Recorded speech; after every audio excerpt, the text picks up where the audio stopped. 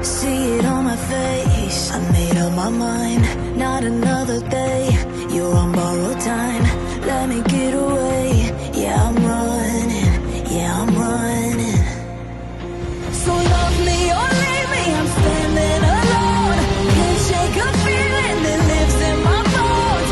Lie to me, tell me you wish that you could, but nothing you gave me is worth what you took. 'Cause baby when I'm gone for good.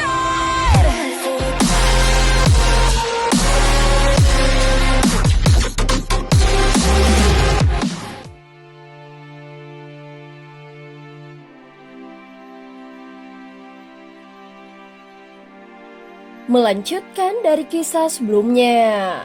Sebelumnya muncul sosok bertopeng dari dalam celah ruang di depan Xiaoyan. Suara dari mata dewa kekosongan terdengar dalam dan bergema. Namun bagi Xiaoyan, suara itu terasa agak familiar. Suara semacam ini memang khas di alam dewa kekacauan. Namun berbeda dengan suara sang pemusnah.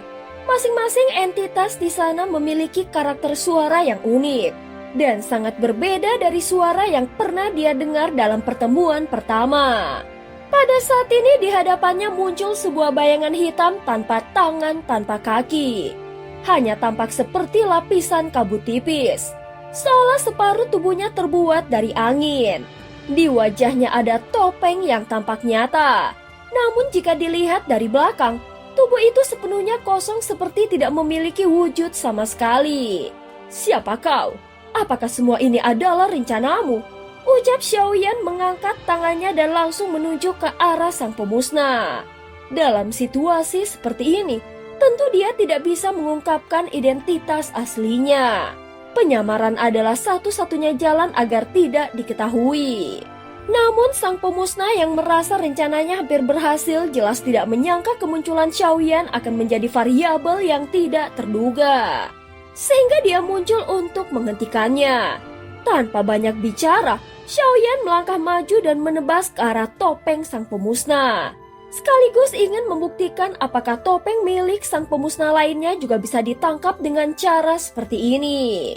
Pada saat ini sang pemusnah mendengus dingin lalu sebuah formasi larangan muncul dari udara. Dalam sekejap membungkus dan menahan gerakan Xiaoyan. Namun Xiaoyan hanya mengibaskan lengan bajunya. Dan dari mata tahanan roh, muncul cahaya biru yang langsung memecah dan menghancurkan larangan itu. Melihat Xiaoyan kembali menyerang, sang pemusnah sadar bahwa posisinya tidak menguntungkan. Sehingga dia pun perlahan mundur. Bayangan hitamnya beriak dan bergetar sejenak lalu lenyap begitu saja ke udara.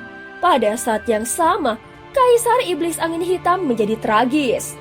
Saat ini kekuatan penelanannya telah dipaksa keluar oleh mata kekosongan. Dan kekuatan itu langsung terserap masuk ke mata kekosongan di tengah retakan langit. Tubuh Raja Iblis Awan Hitam pun kembali ke wujud aslinya. Namun seluruh auranya telah redup. Bahkan tanda kehidupan di tubuhnya tinggal seutas benang tipis saja. Tak lama kemudian, retakan langit itu perlahan menutup dan segera menghilang.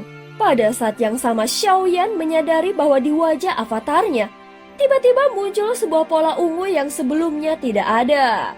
Pola itu sendiri tampak tidak berbahaya dan auranya pun tidak berubah. Namun entah mengapa hati Xiaoyan merasa tidak tenang. Seperti yang dikatakan para leluhur, memanggil kekuatan kekosongan selalu ada harga yang harus dibayarkan. Namun karena avatarnya memiliki segel dewa, seharusnya dia tidak perlu membayar harga apapun. Apakah memang harus seperti ini? Ucap Xiaoyan di dalam hatinya. Namun dia tidak yakin dan hanya bisa memperhatikan selain muncul pola ungu itu, tidak ada perubahan lain yang dia temukan. Setelah kekuatan penelan milik Raja Iblis Awan Hitam sepenuhnya tersedot, langit dan bumi perlahan kembali tenang. Cahaya hitam yang memenuhi dunia mulai memudar. Tekanan di udara lenyap dan mereka yang masih hidup mulai sadar dari kerasukan. Namun yang terlihat di sekeliling hanyalah puing-puing dan kehancuran. Bekas dari pertempuran besar yang mengguncang seluruh dunia.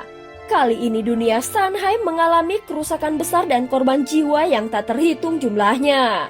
Raja Naga Tua dari ras naga gugur dalam pertempuran itu.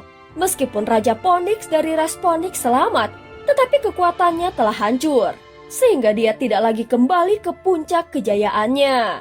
Saat ini sosok Xuan Huang muncul di sisi Xiaoyan dan menatapnya dengan sorot mata penuh penghormatan. "Saudara Xiaoyan, kau benar-benar luar biasa kuat." Xuan Huang berkata dengan tulus tanpa sedikit pun nada iri.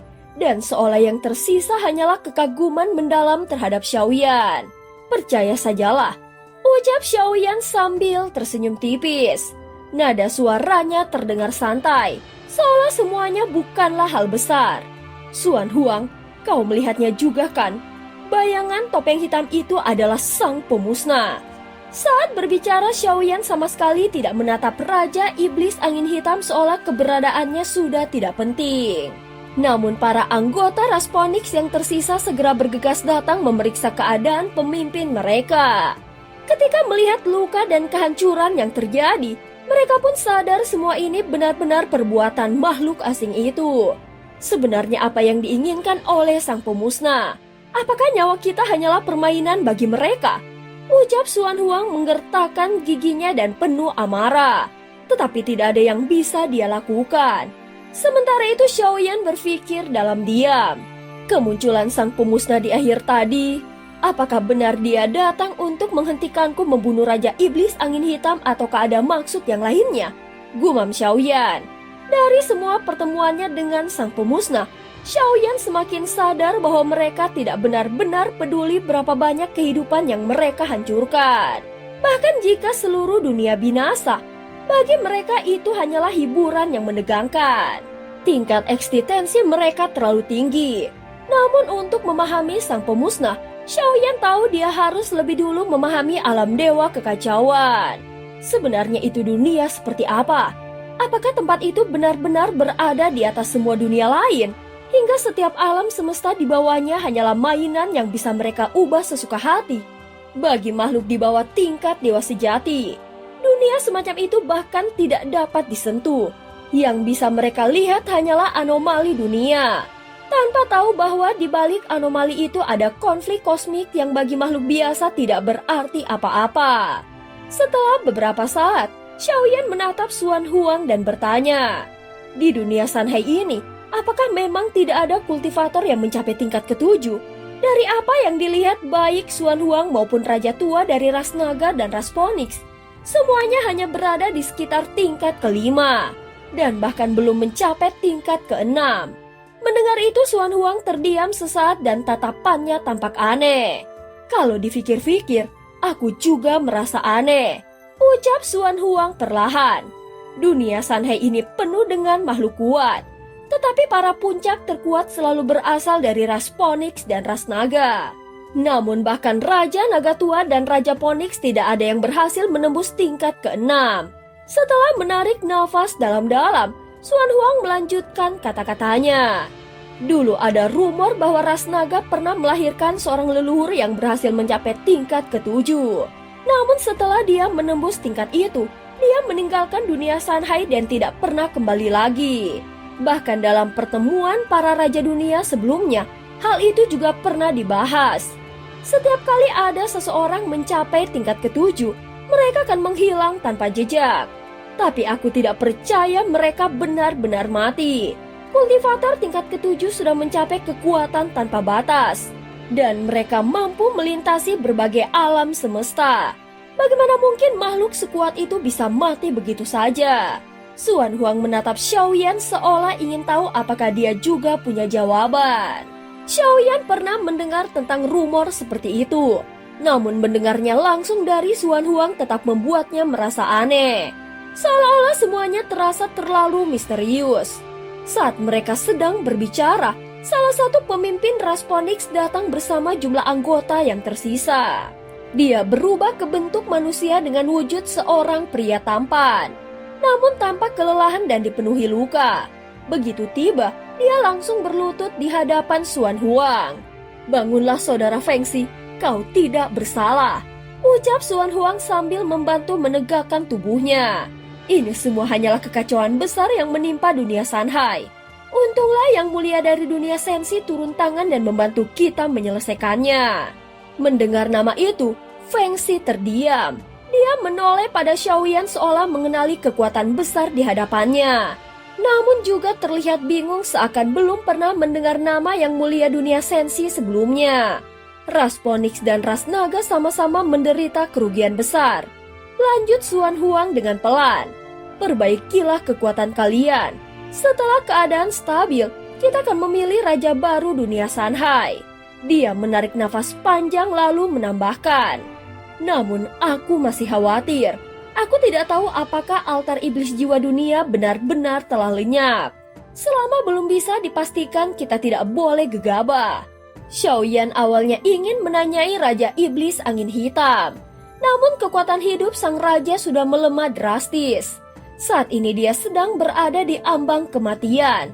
Pada titik ini menuntut kesalahan tidak lagi berguna. Lagi pula, semua ini bukanlah kehendaknya. Mereka hanyalah korban yang diperalat oleh sang pemusnah dan dijadikan bidak dalam permainan besar itu. Yang lebih penting sekarang adalah mencari cara membangunkan kembali Raja Tianzang. Saat berikutnya Xiaoyan melepaskan kekuatan jiwanya menyapu area di sekitarnya untuk memastikan apakah altar iblis jiwa dunia benar-benar telah hancur. Setelah memusatkan indranya, dia tiba-tiba berhenti dan segera bergerak cepat menuju sisa reruntuhan tempat Raja Iblis Angin Hitam terjatuh. Di antara puing-puing dan darah yang mengering, masih berdiri satu altar iblis jiwa dunia yang belum sepenuhnya hancur. Melihat altar di depannya, Xiaoyan sedikit mengerutkan keningnya. Dan cerita pun berakhir. Terima kasih udah dengerin Mihu dari awal sampai akhir ya. Sampai jumpa.